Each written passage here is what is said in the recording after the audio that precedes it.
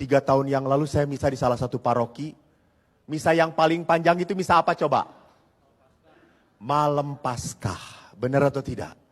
Ada upacara air, ada upacara api dulu, upacara air, ada pembaptisan. Modar tuh di lana. Itu pasti di katedral ini udah kayak gini semuanya itu. Saya misa dengan OMK mulainya jam 12 malam coy. Jam 12 malam itu setan semua pada keluar toh. Ikut misa, misanya panjang, ada baptis. Lalu kan sebelum baptis, setelah baptis ada percikan toh. Nah, lalu saya itu percikan. Lalu kan ada OMK, anak OMK itu ngantuk-ngantuk begitu. Lalu saya ngelihat ngantuk-ngantuk. Saya percikin, trot, apa dia katakan? Anjing.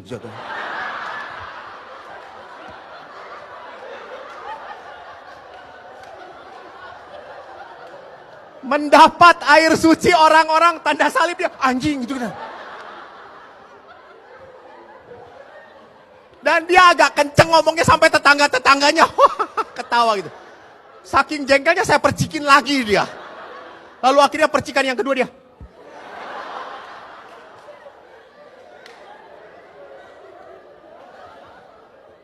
Mengerti maksud saya? Jadi maaf, air yang ditempatkan itu air suci. Tapi bagaimana saya melakukannya dengan iman atau tidak? Berapa banyak anak OMK masuk ke gereja buat tanda salib? Kita duduk di mana?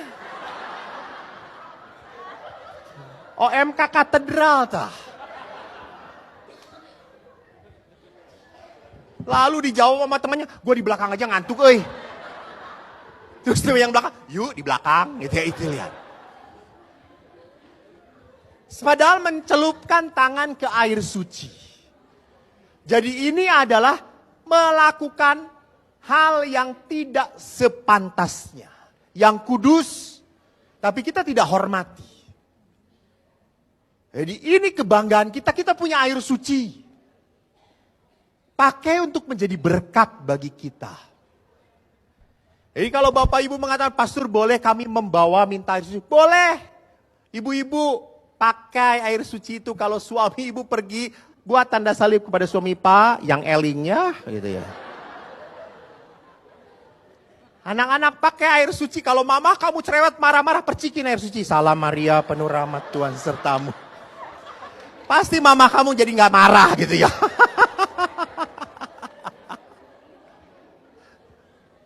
Kedua, tanda salib. Tanda salib adalah tanda yang paling utama, gerakannya sederhana menurut Bapak Paus Benediktus, Kardinal Joseph Ratzinger, tetapi tanda salib adalah ajaran yang paling kaya tentang sahadat, yaitu Allah Bapa, Putra, dan Roh Kudus. Amin. Dan siapa namanya seorang Santo Franciscus de Sales mengatakan tanda salib, dia mengatakan punya spiritualitasnya. Tanda salib di awal kening, Bapa, awal dari segala-galanya. Putra itu turun ke bawah, bukan di dada, karena putra itu lahir dari rahim perawan Maria.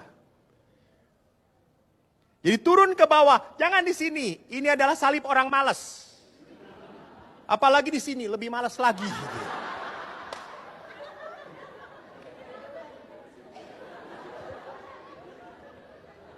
Apalagi dia.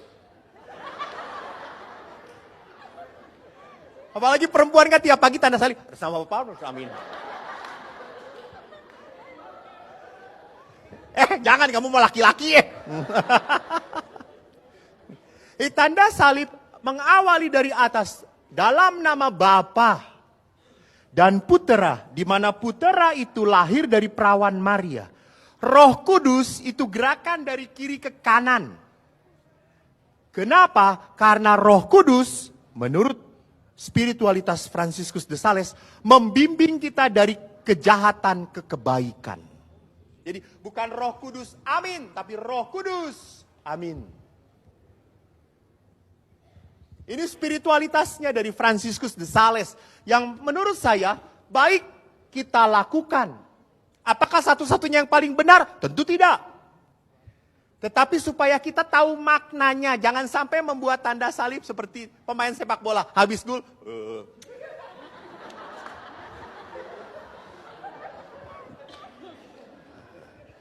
Tuhan dikasih gol gitu ya. Karena ada anak-anak SD juga buat tanda salib. Ngikutin pemain sepak bola. Dan lihat, tanda salib adalah awal dari setiap doa seorang Katolik. Tolong perhatikan. Jangan sampai orang Katolik mulai doa tanpa tanda salib. Tuhan juga tahu. Tahu sih tahu, tapi kamu kampret. Kamu tidak setia dengan iman kamu. Doa selalu diawali. Saya ingat teman saya dulu sama-sama mesdinar. Lalu teman saya tahu bahwa saya itu paling senang warteg. Makan di warteg. Habis naik sepeda ke warteg. Lalu dia ngomong, "Pastor, warteg ada yang paling enak di Bandung." Cek saya teh, "Di mana?" "Geger Kalong. Daerah tempatnya Aagim. Di sana kan ada daurah tauhid di situ." Tapi pastor yang makannya pakai udang-udang dan berjilbab, pastor. Semuanya. Karena itu daerahnya Aagim. Terus saya mengatakan, "Lu di situ makan?" "Iya." "Doa dulu enggak?" "Doa, pastor, saya mah Katolik. Mesdinar." Terus saya tanya, "Pakai tanda salib enggak?" "Ya itu, pastor." "Apa maksudnya?" "Saya kalau buat tanda salib saya langsung